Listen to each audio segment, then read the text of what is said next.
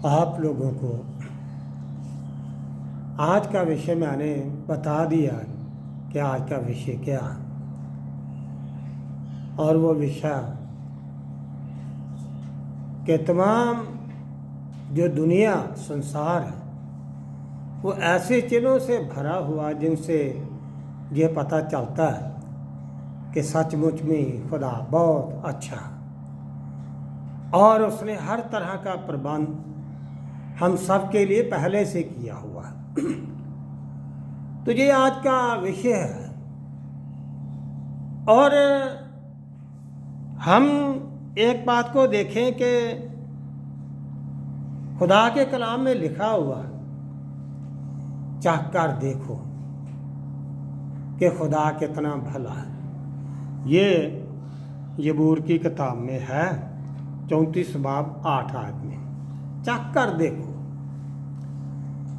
सचमुच में हम अगर खुदा के विषय में देखें या समझने की कोशिश करें तो रब बहुत ही अच्छा, खुदा बहुत ही अच्छा, उसमें किसी तरह की कोई कमी नहीं है। ना उसके वायदों में कोई ऐसी कमी आई, ना उसकी मोहब्बत में कोई कमी आई, ना उसके प्रबंध में कभी कोई कमी आई। और खुदा के कलाम में ये भी फरमाया गया कि खुदा गुस्से में कम, रहम करने में बहुत ज़्यादा, बल्कि उसका रहम जो है वो इतना ज़्यादा कि उसको हम इतना माप नहीं सकते। तो इससे पता चलता है कि खुदा कितना अच्छा, कितना मेहरबान है, बहुत ज़्यादा। इसीलिए आज का जो थीम है, जो विषय और उसके मुताबिक जो हवाले हैं, उसके मुताबिक हम ये देखेंगे कि सचमुच में खुदा ऐसा ही है, ऐसा ही भला है, ऐसा ही अच्छा। सबसे पहली बात कि खुदावंद यीशु मसीह ने हमें जो अंजील में जो सिखाया कि तुम ये फिक्र ना करो, कल जो दिन है वो आप तुम्हारी फिक्र करेगा। उसकी वजह क्या थी कि खुदावंद यीशु मसीह ने इस विषय को लेकर ये बात की कि तुम फिक्र ही ना करो, चिंता ना करो। उसकी वजह ये थी कि इस्राएलियों में काफ़ी दौर लड़ाई झगड़ों में गुजरा। कभी किसी हुकूमत ने हमला कर दिया, कभी किसी ने। खुदावंद यीशु मसीह से पहले हम ये देखें कि इस्राएल यूनान के हम ये कहें कि अधिकार में था।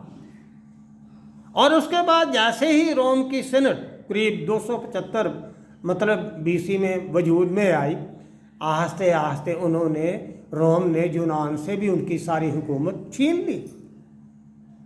यीशु मसीह के समय में भी कैसरों की हुकूमत थी। तो हम ये देखें कि उन हमलों की वजह से या गुलामी की वजह से दुनिया कुछ जो इस्राएली लोग कुछ टाइट रहते थे, कुछ परेशानियाँ थी टैक्स देने की या और कई तरह की बातों की।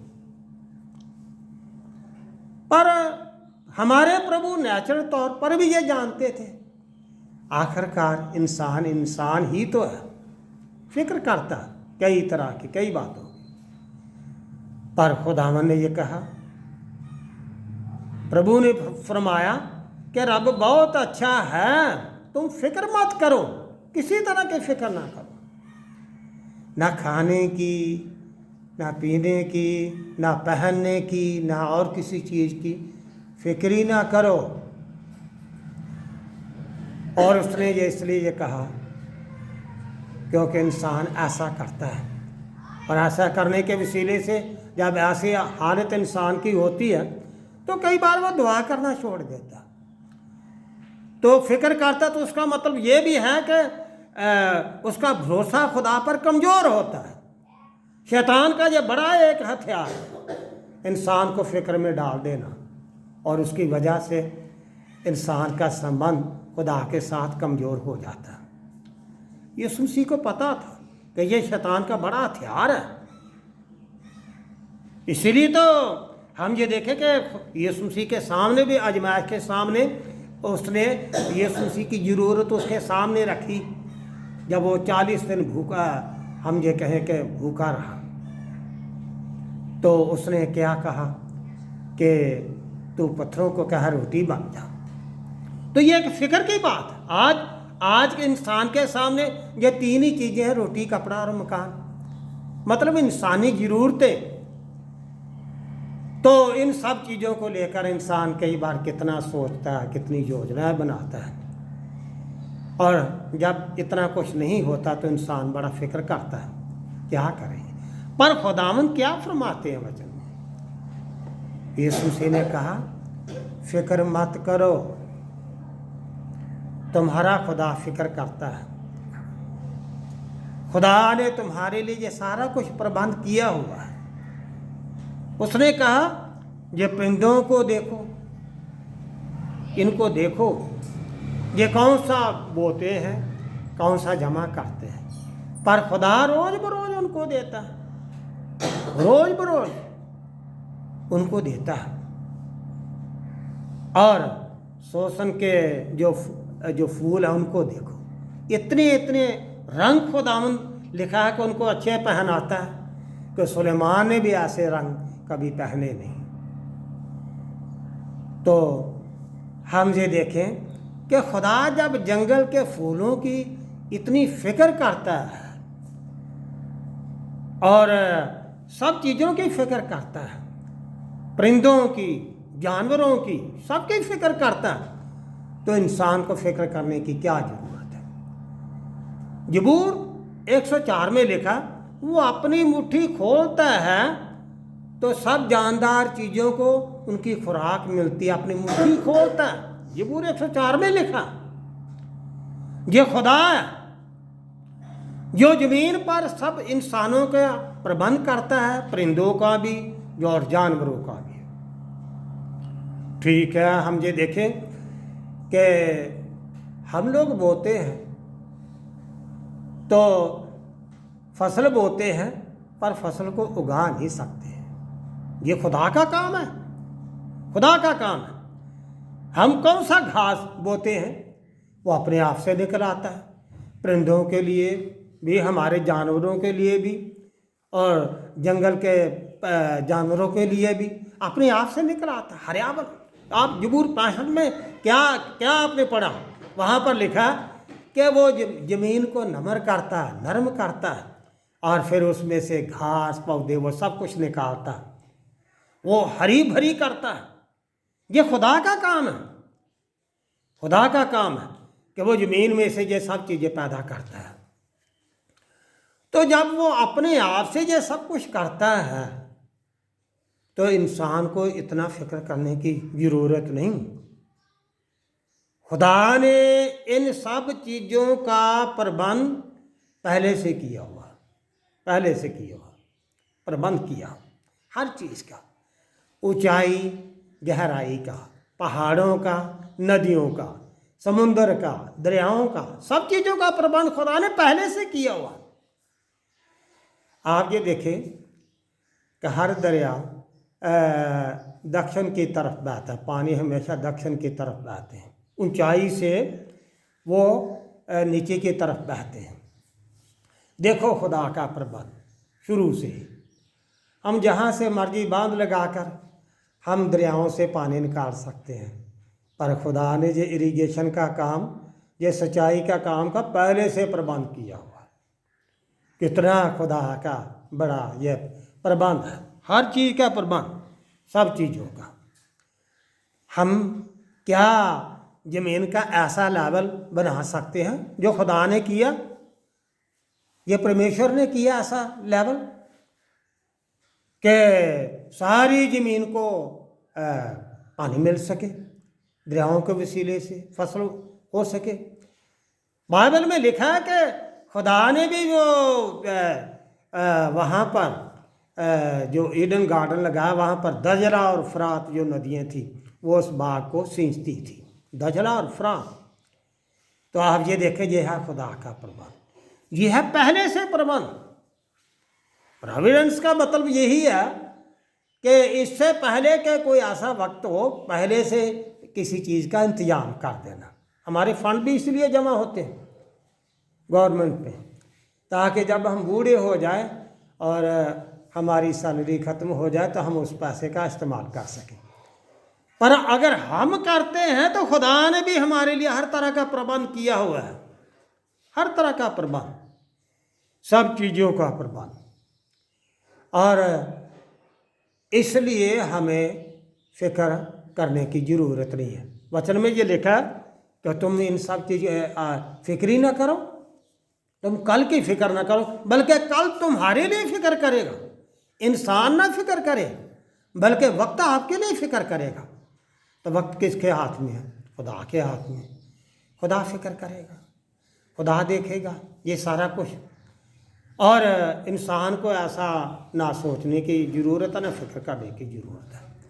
खुदा ने पहले से ये सारा कुछ किया हुआ है। हम और भी एक बात को देखें कि खुदा वचन में ये फरमाता, जो हमने पैदाइश की किताब में से पढ़ा, उत्पत्ति की किताब में से, खुदा क्या कहता? खुदा कहता कि ये जो रेनबो है, जो इंद्रधनुष है, ये मेरा जो मैंने अहद बांधा, जो मैंने वचन दिया, जो मैंने कवनेंट बांधी है यमीन के साथ, यमीन के लोगों के साथ, परिंदों के साथ, दरिंदों के साथ, सबके साथ, वो मेरी वाचा ये मुझे याद दिलाएगा, ये रेनबो, ये इंद्रधनुष।